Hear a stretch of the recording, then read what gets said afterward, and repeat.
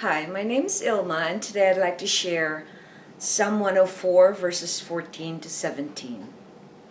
He causes the grass to grow for the cattle, and vegetation for the labor of mankind, so that they may produce food from the earth, and wine which makes a human heart cheerful.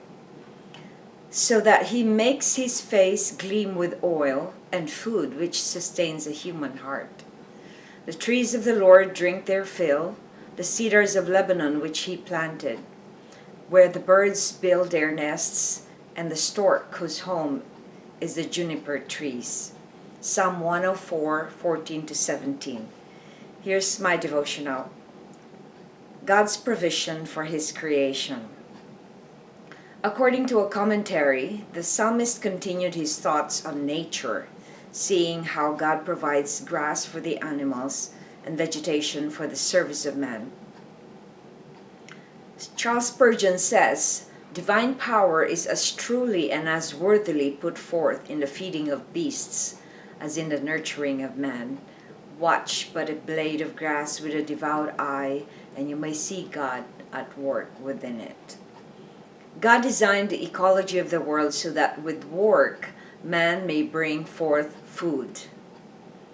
Under God's blessings and man's work, the food brought forth is wonderful.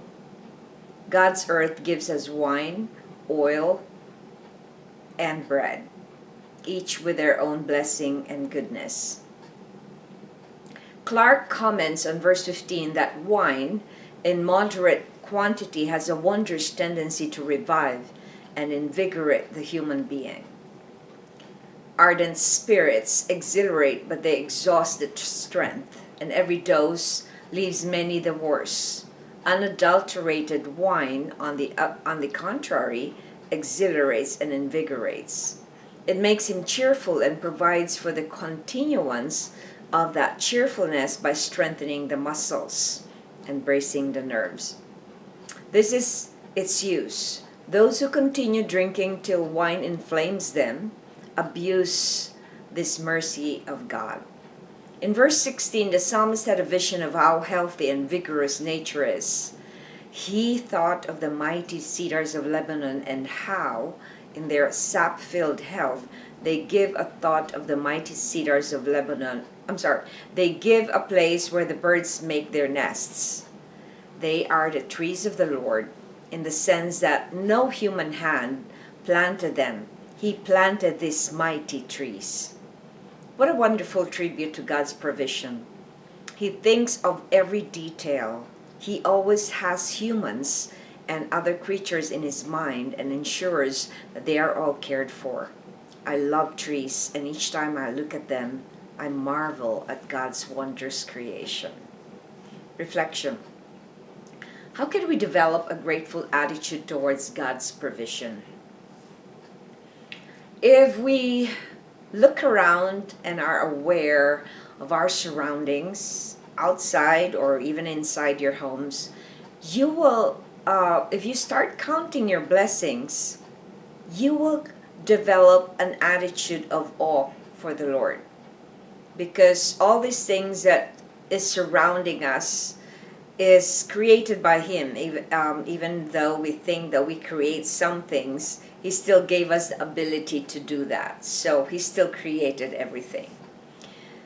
So I used to be a very negative person, and one day I read a book of a Christian writer, Norman Vincent Peale, and I started following one of his advice to count your blessings. So I started writing a thank you diaries. That was in my late 20s. That's how many years from now? I'm 61. So that changed the way I see things. I stopped complaining, because there's no room for you to complain when you start counting the blessings that is coming your way.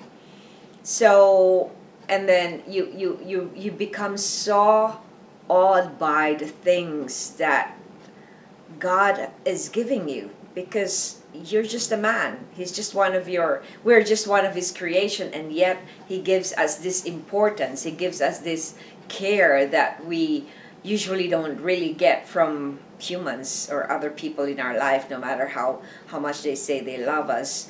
They cannot fulfill us. Only God can fulfill us. So if we feel empty in our lives, that means that we may not be able to see God's provision for us. So as soon as we shift our focus from ourselves and the things that we don't have to God and what He has given us, you will realize that the way you look at things will change, because He will dwell in you when you give Him praise and worship. So I encourage you to develop a thankful attitude by counting your blessings, by looking around nature and magnify at how beautiful we're given, by constantly shining God's goodness to others by declaring how good God is. Thanks for watching, and I hope you check my website at ilma'S.com for artworks and photographs. And I hope you subscribe to my channel on YouTube so I could make more videos for the Lord. God loves you so much, and bask at His creation.